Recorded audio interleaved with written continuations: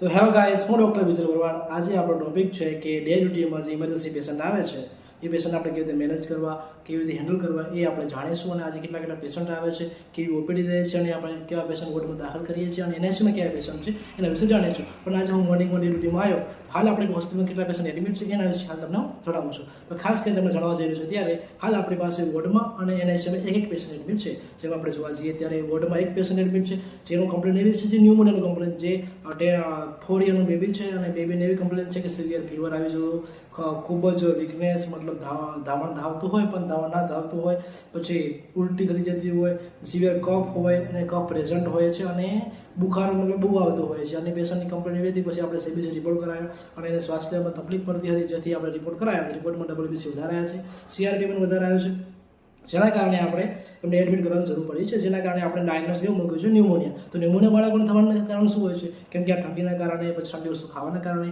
અથવા બહારની ગમે ઠંડી વસ્તુ ખાતી છે બાળક ધાવણ નથી હોય, તેના કારણે પણ થવાની શક્યતા વધુ હોય છે. એટલે ન્યુમોનિયા ડાયગ્નોસ કરવામાં આવ્યું છે. જેમાં આપણે ખાસ ધ્યાન રાખવાની વસ્તુ શું હોય છે? એક તો ઓક્સિજન બરાબર આપવું હોય, કેમ કે ઓક્સિજન ડાઉન આવતું હોય, કેમ કે કફના કારણે, મ્યુકસના કારણે બેબી છે એ ઓક્સિજન ના લઈ